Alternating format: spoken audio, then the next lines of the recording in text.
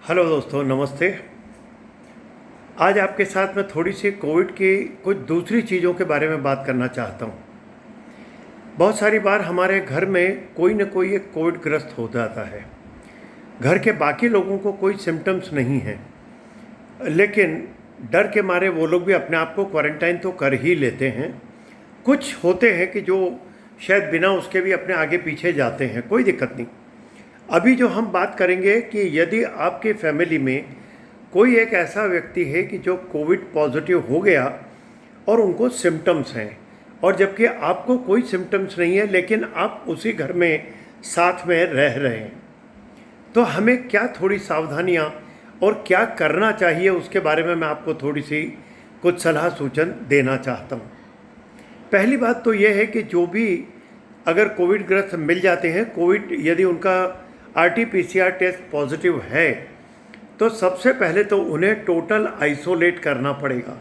Isolate का मतलब ये है कि आपके अगर घर में 2 बेडरूम हॉल किचन का है तो आप 1 बेडरूम हॉल किचन यूज़ करिए, उनको किसी एक बेडरूम में आप रख के रखिए। वो रूम कम से कम अच्छा वेल वेंटिलेटेड हो, जहाँ पे अच्छी सूर्य का प्रकाश और शुद्ध हवा वो ज़रूर आए।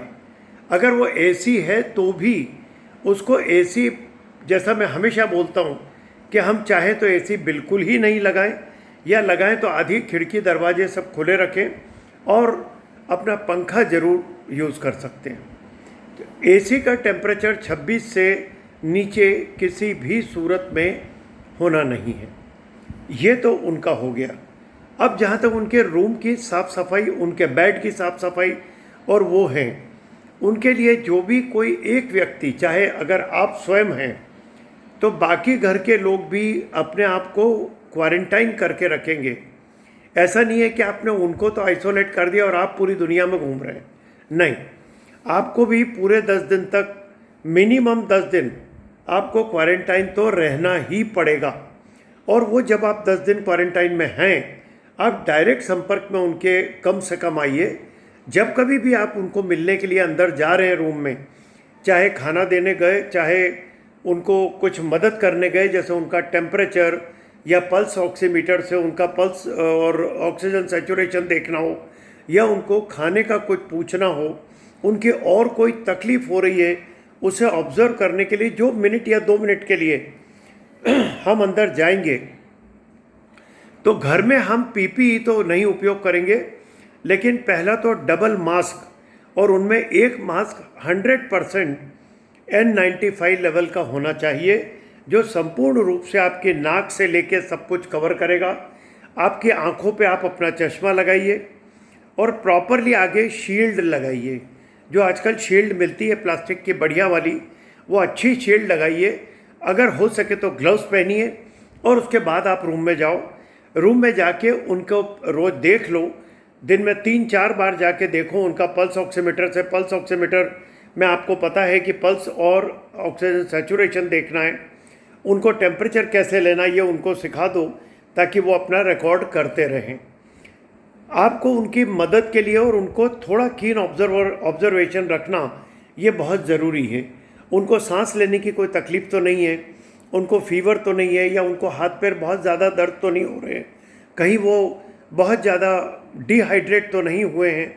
ये चीज़ें आपको थोड़ी उनको देखना है। कारण ये है कि जब कोविड या कोई भी एक बीमारी होती है तो नॉर्मली आपने देखा होगा कि आदमी की जो भूख है वो काफ़ी कम हो जाती है।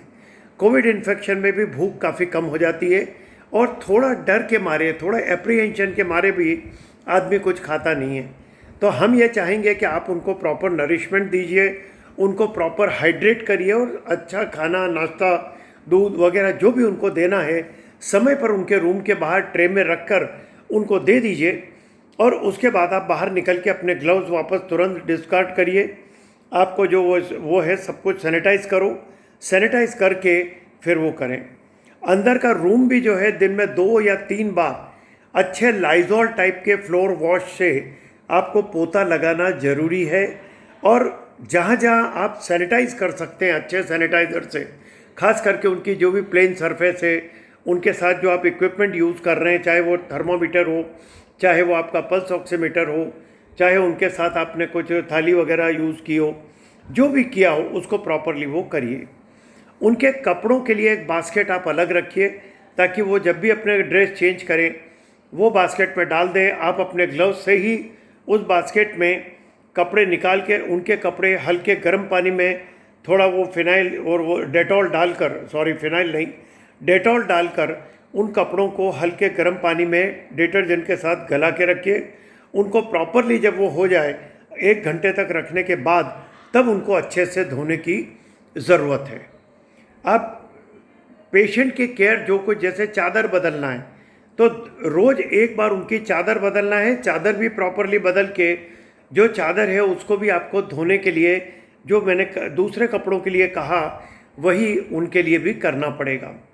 जो पेशेंट के लिए ज़रूरी है, एक तीसरी चीज़ है इम्पॉर्टेंट, आपका एंटरटेनमेंट, क्योंकि वो अकेले अकेले बहुत बोर हो जाएंगी।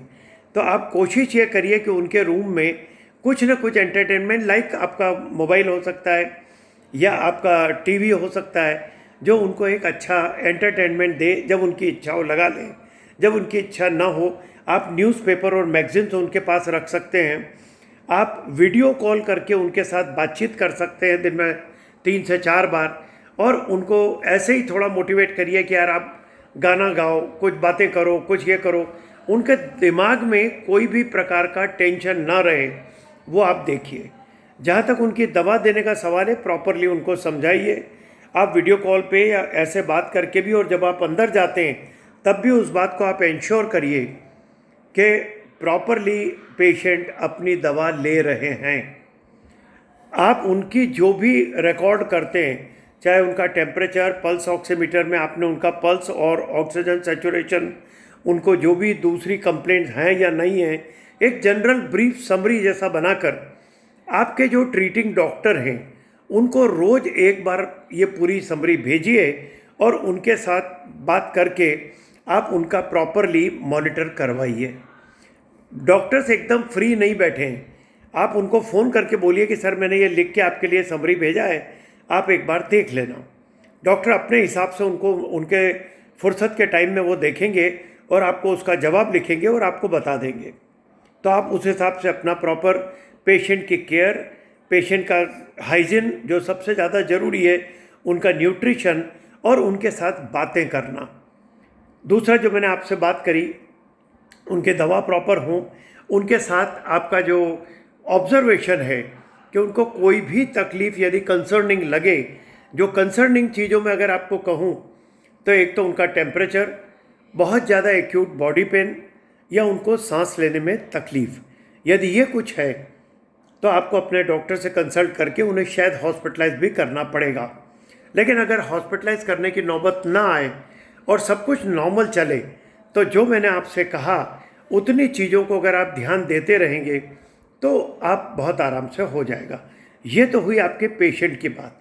अब रही आपकी जो फैमिली के दूसरे मेंबर्स हैं, जो दूसरे मेंबर्स हैं उन लोगों को भी ये बात का ध्यान रखना पड़ेगा कि वो भले ही उनको सिम्टम नहीं हैं, लेकिन वो कहीं न कहीं उनके टच में तो आए हैं।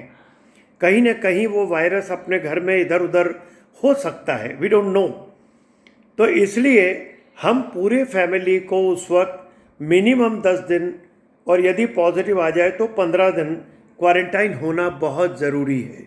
आप 10 दिन तक यदि कोई सिम्टम आपको नहीं है तो मैं ये मानता हूँ कि फैमिली के दूसरे लोग अपना टेस्ट करवाएं, RT-PCR, और यदि वो नेगेटिव हैं तो वो अपने काम पे जा सकते हैं, क्योंकि तब तक वो पेशेंट भी काफ़ी हद तक ठीक हो चुका होता है। पहला जो मेजर खतरा या जो मेजर सिम्टम्स का प्रॉब्लम है, जो मेजर तकलीफ़ों के दिन हैं, वो पहले 5 से 6 दिन होते हैं। पहले 5-6 दिन में यदि एक बार कोई मेजर सिम्टम नहीं हुआ तो आप ये मान के चलिए कि पेशेंट धीरे धीरे नॉर्मल हो जाएगा। बहुत कम पेशेंट ऐसे होते हैं कि जिनको काफ़ी लंबे समय तक कोई ना कोई सिम्टम होता है। अगर सिम्टम कंसर्निंग नहीं है, घर पे ट्रीट हो सकता है, तो आप उनको घर पे रखिए। लेकिन आपके जो MD डॉक्टर हैं जो उसको कोविड के पेशेंट्स को ट्रीट कर रहे हैं, उनके आप प्रॉपरली टच में रहिए, उनसे बात करते रहिए, और अपने जो भी पेशेंट है उनका ध्यान रखिए।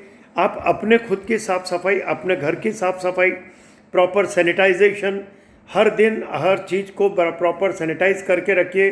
घर में किसी को भी मत आने दीजिए। आपको ये मान के चलना है कि 10 दिन तक घर का सब कामकाज आप लोगों को करना है। आपकी बाई भी नहीं आएगी, आपके घर कोई नहीं आएगा। आपके सारे लोगों को इन्फॉर्म कर दीजिए कि हमारे घर अभी कोई ना आए।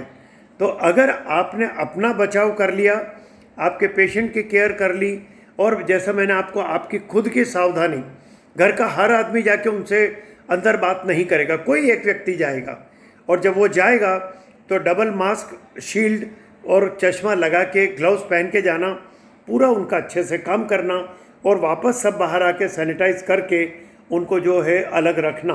ये हमें पूरा ध्यान रखकर करना पड़ेगा। और यदि इतना हमने कर लिया तो दोस्तों आप मान के चलिए कि आपको ज़्यादा कोई तकलीफ़ कभी पड़ेगी नहीं। फिर भी आपको कोई पड़ती है तो आपके खुद के डॉक्टर आपको काफ़ी हद तक सलाह दे सकते हैं। So thank you very much. आपने जो कुछ भी इसको मैंने कहा उसका अमल करने की आप कोशिश करिए, और आपके परिवार को आपके घर में ही रहकर यदि आप ट्रीट कर सकते हैं तो आपको बहुत कुछ फ़ायदा होगा उसका। पेशेंट के लिए जो बहुत सारा खर्चा आपका बचेगा, आप ज़्यादा अच्छी केयर कर पाएंगे, और पर्सनल केयर करने की जो एक रिकवरी का चांस है वो शायद बहुत अच्छा होगा। So thank you very much, बहुत बहुत धन्यवाद।